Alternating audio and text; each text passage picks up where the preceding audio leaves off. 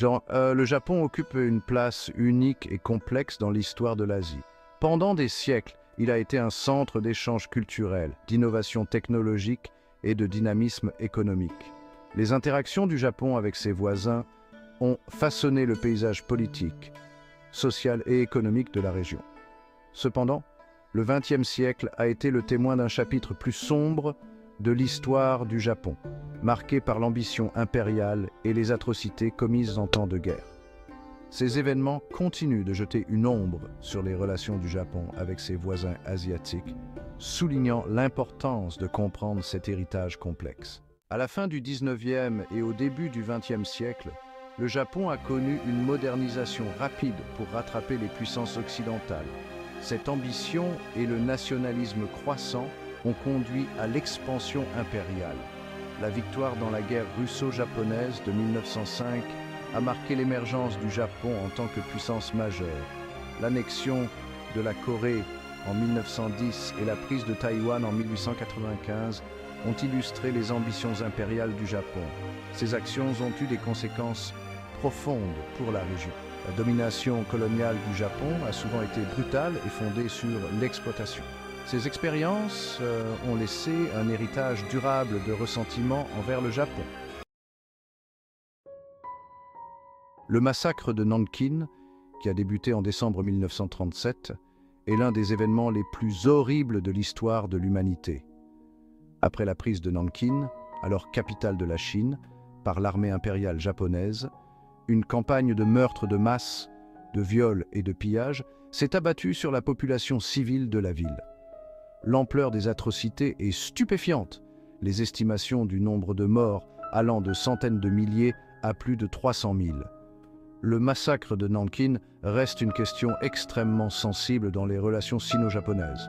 Si le Japon a reconnu la réalité du massacre, le refus du gouvernement de présenter des excuses complètes et sans ambiguïté, ainsi que les tentatives de certains groupes de droite de nier ou de minimiser les événements, ont alimenté la colère et le ressentiment en Chine. Le souvenir de Nankin continue de nous rappeler avec force la brutalité de la guerre et les conséquences durables du déni historique. Si le massacre de Nankin est l'exemple le plus connu des atrocités commises par le Japon en temps de guerre, des horreurs similaires ont été infligées dans toute l'Asie du Sud-Est pendant la Seconde Guerre mondiale. Après la conquête rapide de la région par le Japon, son gouvernement militaire a imposé un régime dur et fondé sur l'exploitation. Le travail forcé était monnaie courante, des millions d'habitants de l'Asie du Sud-Est étant enrôlés de force pour travailler sur des projets d'infrastructures japonais, comme le tristement célèbre chemin de fer de Birmanie, souvent dans des conditions épouvantables. L'armée japonaise a également perpétré de nombreux massacres et actes de brutalité contre des civils en Asie du Sud-Est. À Singapour, le massacre de Souqing a visé des civils d'origine chinoise, tandis qu'aux Philippines, la marche de la mort de Bataan a vu des milliers de prisonniers de guerre américains et philippins mourir d'épuisement, de maladies et de mauvais traitements. La fin de la Seconde Guerre mondiale a mis fin à l'occupation japonaise, mais n'a pas effacé les cicatrices du passé. En Chine, la guerre a laissé de profondes blessures. Le souvenir de l'agression japonaise a alimenté le ressentiment. La guerre froide a exacerbé ces sentiments. Le gouvernement chinois a souvent invoqué l'histoire pour favoriser l'unité nationale. Les systèmes éducatifs ont mis l'accent sur les souffrances infligées par le Japon. Si les liens économiques se sont développés, l'héritage de la guerre continue de jeter une ombre. Des sentiments similaires de colère et de ressentiment à l'égard du Japon ont persisté en Asie du Sud-Est après la guerre. La brutalité de l'occupation japonaise et les souvenirs des atrocités commises en temps de guerre sont restés vifs dans l'esprit de nombreuses personnes. Cependant, contrairement à la Chine, de nombreux pays d'Asie du Sud-Est ont adopté une approche plus pragmatique à l'égard du Japon dans l'après-guerre. Des considérations économiques, notamment l'émergence du Japon en tant que puissance économique majeure et bailleur de fonds, ont joué un rôle dans l'élaboration de ces politiques. La nécessité du développement économique et de la stabilité régionale a souvent primé sur les demandes de pleine responsabilité et de réparation de la part du Japon. Néanmoins, le ressentiment envers les actions du Japon en temps de guerre a persisté, ressurgissant parfois dans le discours public et les conflits politiques. Le chemin de la réconciliation entre le Japon et ses voisins asiatiques est semé d'embûches. La mémoire historique et la réticence perçue du Japon à reconnaître pleinement son passé de guerre sont des obstacles majeurs. Les déclarations de remords des gouvernements japonais sont souvent jugées insuffisantes par les victimes et leurs familles. Les visites de politiciens japonais au sanctuaire Yasukuni suscitent l'indignation en Chine et en Corée du Sud. 8e section, les liens économiques et la méfiance politique. Malgré la persistance des tensions historiques, le Japon a développé de solides liens économiques avec la Chine et les nations d'Asie du Sud-Est dans l'après-guerre. Le Japon est devenu un investisseur majeur dans la région et un partenaire commercial clé pour de nombreux pays. Ces relations économiques ont favorisé l'interdépendance et la coopération entre le Japon et ses voisins. Cependant, les relations politiques n'ont pas toujours suivi le rythme de la coopération économique. Les différends territoriaux, tels que le différend sur les îles Senkaku, Diaoyu, entre le Japon et la Chine, et les revendications concurrentes en mer de Chine méridionale, continuent de peser sur les relations.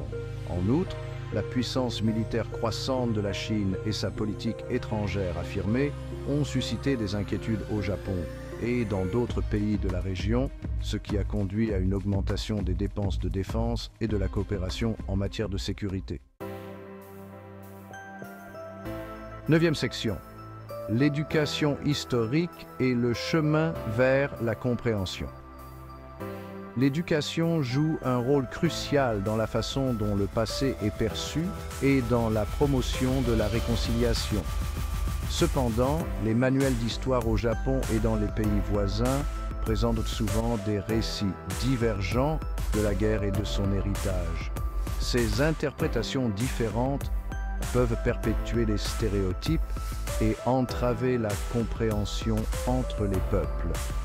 Il est essentiel de promouvoir le dialogue et les échanges entre historiens et éducateurs du Japon, de la Chine et d'Asie du Sud-Est afin de parvenir à une compréhension plus équilibrée et plus nuancée du passé.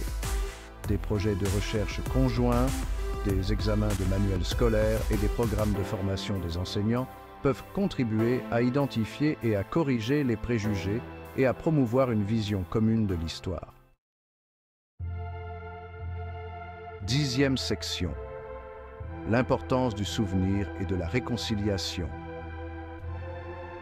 Se souvenir des victimes de l'agression japonaise en temps de guerre et reconnaître les souffrances infligées sont des étapes essentielles vers la réconciliation. La création de mémoriaux, de musées et de centres éducatifs consacrés aux victimes peut contribuer à faire en sorte que leurs histoires ne tombent pas dans l'oubli et servir de rappel du coût humain de la guerre. Il est tout aussi important d'encourager les échanges interpersonnels entre le Japon et ses voisins. Des programmes qui réunissent des étudiants, des artistes, des athlètes et des citoyens de différents pays peuvent contribuer à établir des relations, à briser les stéréotypes et à promouvoir la compréhension. Grâce au dialogue et à l'interaction, les générations futures pourront commencer à penser les plaies du passé et à construire ensemble un avenir plus pacifique et plus prospère. 11e section, conclusion, vers un avenir partagé.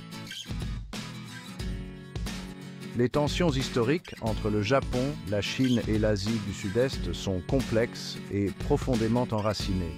L'héritage de l'impérialisme japonais et des atrocités commises en temps de guerre continue de planer sur la région. Cependant, reconnaître le passé, engager un dialogue honnête et promouvoir la réconciliation sont des éléments essentiels à la construction d'un avenir de paix et de coopération.